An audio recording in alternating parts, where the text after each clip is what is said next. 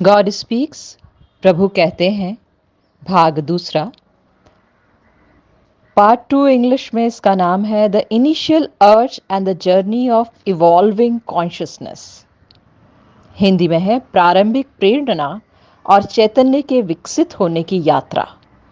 तो इस पाठ का मैं हिंदी में एक संक्षिप्त रूप आपके सामने प्रस्तुत करने जा रही हूँ। मेहर बाबा क्या कहना चाह रहे हैं उसकी ये एक झलक है। ईश्वरीय लहर, आत्मा की जो कहानी है, जो पूरी यात्रा है, उसका वर्णन इस पार्ट टू में किया गया है कि इसकी शुरुआत कैसे हुई।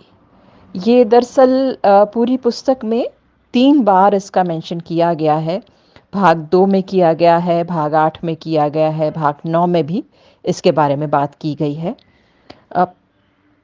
लहर जिसको हम कहेंगे, या प्रेरणा या उत्कंठा या इच्छा, फर्स्ट अर्ज, तो जब बिना संस्कारों की परमात्मा यानी परम आत्मा, ओवर सोल को चैतन्य की उत्कंठा हुई अपने आप को जानने की, तो उसने असीमित ये वृहत ओशन जो समुद्र था, उस ओवर सोल में से, उस परमात्मा में से एक लहर उठी जो कि अपने आप को जानना चाहती थी। हु एम आई वाली अवस्था थी।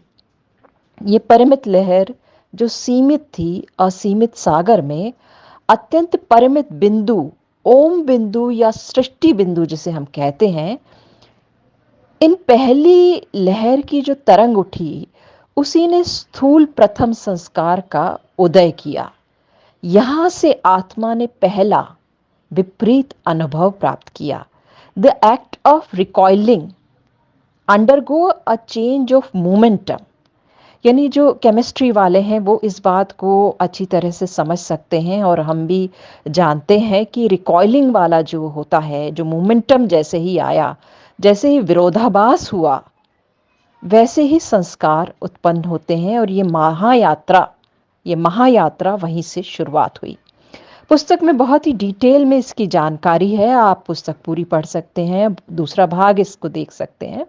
और इसी विरोधाभास से यात्रा शुरू होती है। ये निर्माण करते हैं संस्कार, और फिर इन संस्कारों को फलीभूत करना यानी खर्च करना बहुत ज़रूरी हो जाता है, आवश्यक हो जाता है। और यहीं से आत्मा का उदय होता है परमात्मा से। यही बीज है जो पनपता और फलीभूत होता है। यही बनाता है दोनों में द्वैत का भाव। जो अचेतन आत्मा जब चैतन्य अवस्था प्राप्त कर लेती है, तो उसमें भ्रम का भाव आ जाता है, और इसी से शुरू होती है असीमित अनुभव की, उसकी निर्माण करते हैं चैतन्य का। इस रिकॉइलिंग जबरदस्त धक्के से, असीमित अपरिमित स्थिति से एक विपरीत स्थिति उत्पन्न होती है, और वो अपने आप में आत्मा के लिए एक मौलिक स्थिति का निर्माण, ओरिजिनल जो उसकी स्थिति का निर्माण करती है। तो जब आत्मा को संस्कारों का भान होता है, इम्प्रेशंस का भान होता है, तो वो उसको जीना चाहती है, उसे खर्च करना, उसको फलीभूत करना चाहती है। इसके लिए उसे एक माध्यम, एक स्वरूप, एक मीडिया की आवश्यकता होती है। तो वहीं से जो चैतन्य की अवस्था की शुरुआत होती है। तो वो स्थूल माध्यम से जो विपरीत है, विभिन्न है, और असंख्य संस्कारों के चैतन्य में उसे पैदा करने में मदद करता है। तो अनेकों तरह की गैस जो होती हैं, वहाँ से शुरुआत होती है सारी, और उसके बाद युगों युगों के बाद पाषाण साम्राज्य का उदय होता है। और ये जो सारे पत्थर और जो हैं, जो ये सारा युग है, ये बहुत समृद्ध युग है, और इसमें औंधे गिरते हैं। मतलब ये जो होते हैं सीधे नहीं होते हैं। और फिर इससे चेतना के विकास की यात्रा शुरू होती है। और जब चैतन्य को उस मीडियम से, उस माध्यम से अधिक चैतन्य आ जाता है, तो वो उस फॉर्म को वहीं छोड़ देता है, और वो अगले चरण की ओर बढ़ जाता है। तो उस बीच में वो ऐसी स्थिति में रहता है चैतन्य, जब वो न पहली माध्यम से जुड़ा होता है, ना अगले की ओर गया होता है। तो जैसे ही चैतन्य को भान होता है कि मैं ये नहीं हूँ, वो उस मीडियम को तुरंत छोड़ देता है।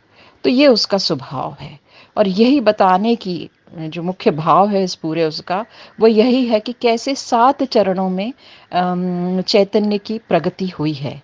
और ये दूसरे भाग में जो मेहर बाबा ने बतलाया है, द इनिशियल अर्ज और विकास की क्रमगत विकास की यात्रा, ये जो है भाग दूसरा है।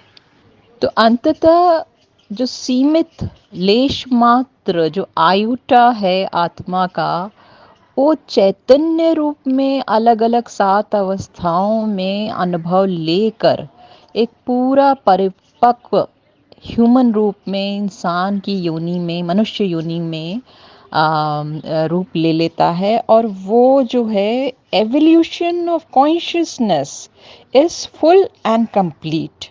तो मेहर बाबा कहते हैं कि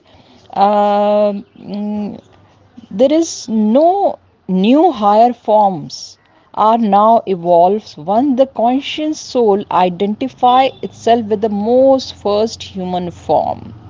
तो सबसे जो ज़्यादा इवॉल्व फॉर्म है वो ह्यूमन फॉर्म है, और यहाँ पर पहुँच के चैतन्य की यात्रा तो समाप्त हो जाती है। लेकिन जो आयोटा है, जो लिमिटेड रूप में आत्मा आ गई है, उसकी यात्रा समाप्त नहीं होती है। वो अपने आप को खोजने की, उसको अपने आप को तलाश करने की, उसको अनुभव लेने की यात्रा चलती रहती है। तो ये जो है भाग दूसरा है, और ये भी बहुत बड़ा चैप्टर है। और अगर एक-एक इसका पैराग्राफ पढ़ें और उसकी व्याख्या करें तो उसमें बहुत समय लग सकता है। होगा तो कहीं हम बैठ के अवश्य इसकी रीडिंग करेंगे। फ़िलहाल ये इसका संक्षिप्त रूप आपके सामने प्रस्तुत है। धन्यवाद।